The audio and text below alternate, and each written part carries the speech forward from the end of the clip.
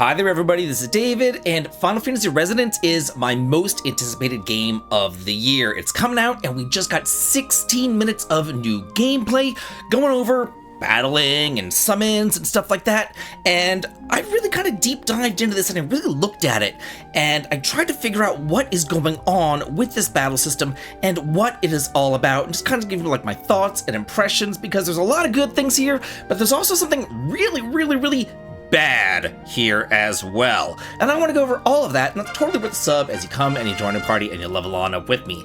Thank you so much for your sub, your like, and your brand new hype. It helps me out a ton. So for those of you who don't know, this is coming out October the 22nd for the Switch, Switch 2, PS5, Xbox, and PC. And it's actually based on the first season of the mobile game of Final Fantasy Brave Exvius. But it says that the console version extensively rebuilds and also reimagines its content. And I quote, delivering an experience far richer in both quality and scope than a straightforward port or remake. So even if you've played the mobile version of the game, this is going to be something different. And I've got to say, I've yet to play a mobile game turned console game that has been bad. I loved Fantasia Neo Dimension, I loved Atelier Res Lariana, and I super loved Octopath Zero. Like, that thing was amazing. Octopath Traveler Zero, if y'all haven't played it yet, yikes, you are missing out. It is so freaking good. So the main portion of this video that we got shows off a battle with Shiva. And Shiva, if you don't know, is the ice summon, and once you defeat them in battle, you'll gain their summon powers, and you can bring them into battle to fight by your side for 3 turns. Now, one thing that I noticed, because it had some, talking and dialogue, and then it had the battle, and then it had some more talking and dialogue at the end of the battle. That was pretty much essentially the video, them, talking to Shiva, Shiva talking back, Shiva attacking, blah, blah, blah. There wasn't any voice acting for the dialogue.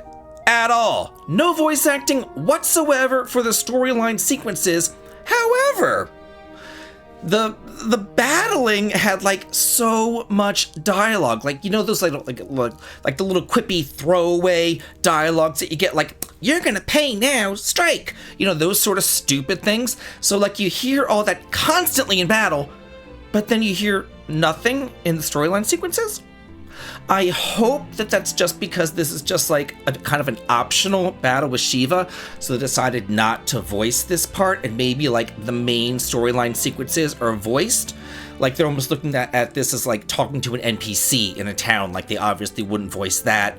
But I don't know, that to me is kind of scary. Does this game have real voice acting?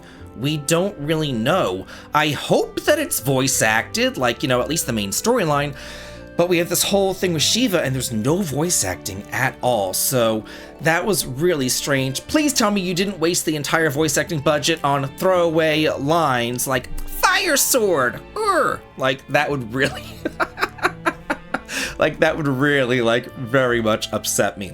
Another thing that I thought was odd was the use of slang. He called him a jabroni. Was this The Rock? Are we watching, pro wrestling right now? What is going on right now? So, I think that an RPG world having their own terminology is perfectly fine, and I encourage that, honestly. But I feel using real-world slang, like jabroni, it just kind of bothers me, and it kind of takes me out of the entire experience. Those are the only negatives that I have, though. Everything else looks pretty freaking fantastic. The battling system reminds me a lot of Octopath Traveler Zero. In fact, it looks like Octopath and Final Fantasy had a baby, and you get Final Fantasy Resonance. You have 8 characters in battle, just like Octopath Traveler Zero, but you really only control those 4 main characters. There's the main characters, and then there's their visions, which are kind of behind them.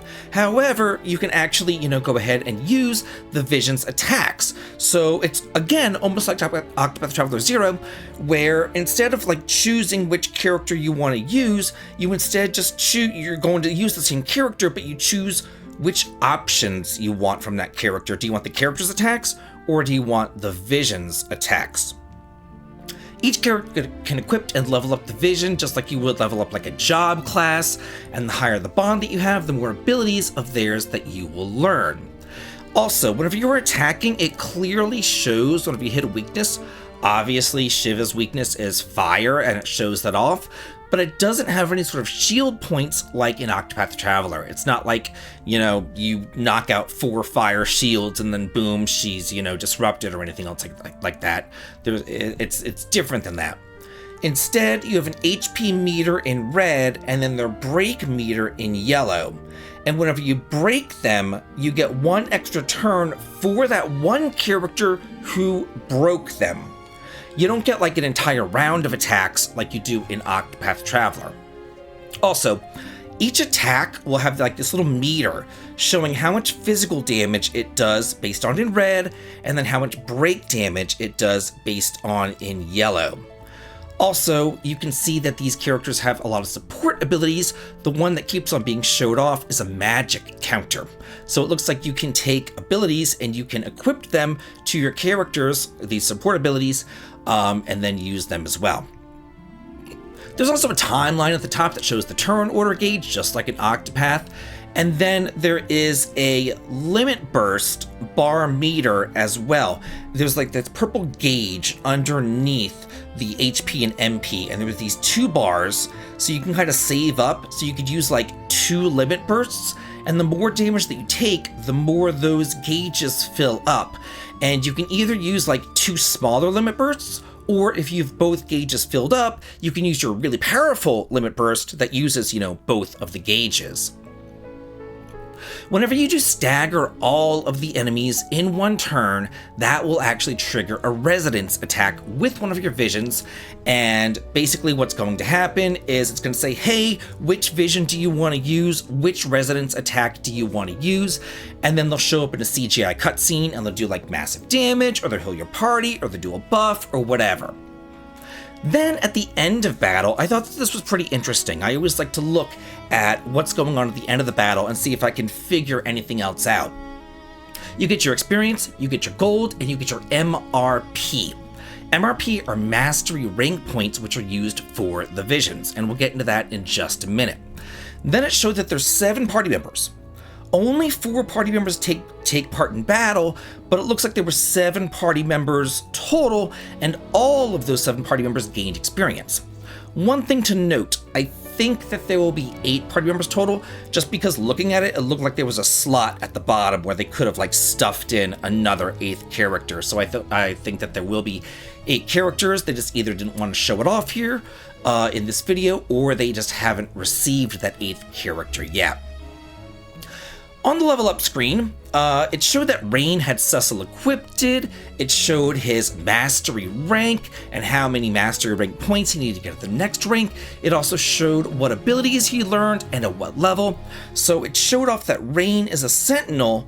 So it showed, all the abilities that he will learn as a sentinel, and it also showed whenever he will be done learning abilities as a sentinel, when he'll like max out that job and then move on into a different job. Then, after the characters were done gaining levels, it showed the actual visions gaining levels. It showed mastery rank up levels for the Onion Knight and then Victoria. And looking at this screen with the Onion Knight, you can actually look and see some cool stuff here. It looks like the Onion Knight's at mastery rank level 3, needing 63 points in order to level up to the next mastery rank. And they gain abilities and they gain permanent passives. Now, one thing that we don't know with these permanent passives, because it says permanent, does that mean that they will permanently always have like magic +5 or AP +8 forever and ever and ever, as long as they've mastered Onion Knight? Or does that mean that they'll only have like that magic +5 when they have Onion Knight equipped? We don't know that yet. I hope that, if this character goes ahead and masters Onion Knight, then yeah, they'll have, all of those passives permanently attached to their character. I think that would be a really good thing. Then it shows some abilities that they learned through the Onion Knight, such as throw and spry steps. And there's a 15 next to throw, and there's a 20 next to spry steps. And what those are is abilities. And you can see here on this screen that you can equip plenty of abilities to your character based upon how many AP they have. So every single character gets 100 total AP, and then certain abilities take, a portion of that 100. So the throw would take 15 AP points, the spry steps would take 20 AP points. So if you wanted to equip both of those to Laswell here, you would need 35 AP plus the first aid. That would make it 45 AP. So you can equip plenty of abilities to your characters as well and really customize them. This thing is looking fantastic. I loved Octopath Traveler 0. This looks to be kind of more of the same, but just in a Final Fantasy universe. And I hope that this is successful, because this to me is what I've always wanted. It's a throwback to classic Final Fantasy the way that it used to be back in the day. Whenever Final Fantasy was good, you know what I mean? They're going back to whenever Final Fantasy was good. They're going back to the basics. And I'm hoping that this is really successful, that it succeeds, because if it does, we will get more Final Fantasies in this vein.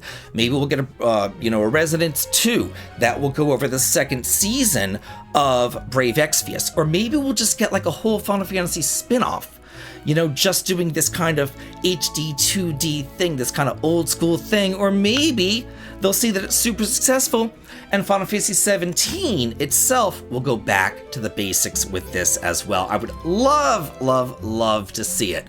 But now I want to hear from you. What do you think about all this? Let me know down in the comments, and as always, have a good day.